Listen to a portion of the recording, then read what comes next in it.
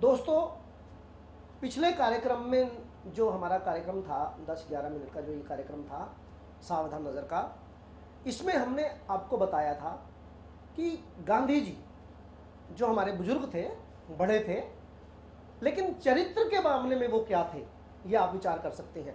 अगर हम इसके बाद चरित्र की बात करें, पंडित नेहरू की, गुजर गए हैं। बड़ा आदमी जब गुजर जाता है कहते हैं पूरा हो गया, लेकिन पूरा होने का मतलब कुछ और होता है।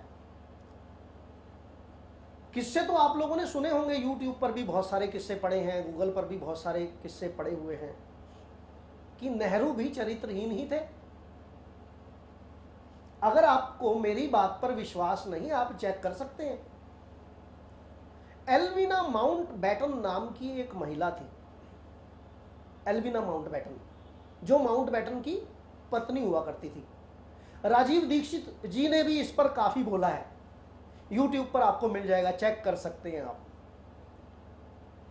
तो मैं खैर उस बात को ज्यादा नहीं ले रहा हूं, मैं केवल इतना कहना चाहता हूं कि जो व्यक्ति स्वयं ही चरित्रहीन है वो चरित्र की बात कैसे कर सकता है, और जिसका स्वयं ही चरित्र ना हो वो देश के चरित्र को क्या बनाएगा।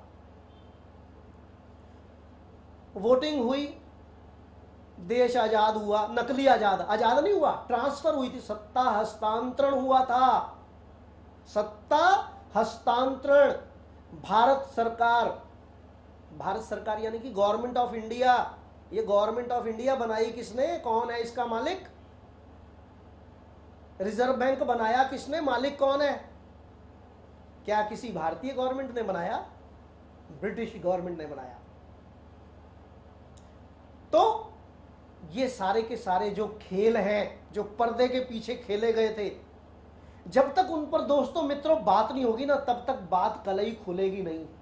और जब तक हम बीमारी को पकड़ नहीं लेंगे तो बीमारी का इलाज भी नहीं होगा, और अगर बीमारी का इलाज नहीं होगा तो हमारा देश ये सदा सदा के लिए बीमार ही बना रहेगा। इसलिए अगर ये बीमारी जड़ से खत्म करनी है तो पहले हमें बीमारी की जड़ पर जाना पड़ेगा। तो बीमारी की जड़ क्या है? आप देखिए, अगर कोई बिल्डिंग बनाते हैं और वो बिल्डिंग नींव से ही खराब हो जाए तो क्या करना पड़ेगा? तो भाई नींव ही तो खोदनी पड़ेगी।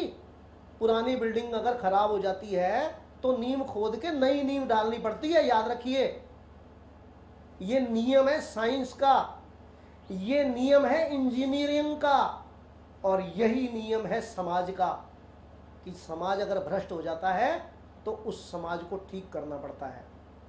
तभी अवतारी पुरुष अवतार लेते हैं और समाज को ठीक करने का बीड़ा उठाते हैं, और बीड़ा उठाकर चाहे उसके लिए कितनी भी मार काट क्यों ना करनी पड़ते वो मार काट भी करते हैं। लेकिन यहां पर याद रखिए, आज मीडिया का दौर है, हमें मार काट नहीं करनी है, क्योंकि ये नेता तो यही चाहते हैं, हमारे देश के नेता हो या कहीं के भी नेता हो, कि लोग आपस में लड़ते रहें और हम इनकी लड़ाई का फायदा उठाकर वोट की राजनीति करते रहें। ये वोट की राजनीति भी हमें ब्रिटिश सरकार देके गई है। वोट की राजनीति ठीक नहीं होती है। इलेक्शन कभी बेटर नहीं होता, सिलेक्शन बेटर होता है। अगर इलेक्शन बेटर होता तो आज लगभग 70 साल हो चुके हैं इस देश में इलेक्शन होते हुए, क्या इस देश का कुछ भला हुआ? 1947 से पहले हमारे 1 रुपए की कीमत और डॉलर की कीमत लगभग बराबर थी। आर्थिक व्यवस्था की बात करने जा रहा हूं। 1 रुपया और डॉलर लगभग एक बराबर था।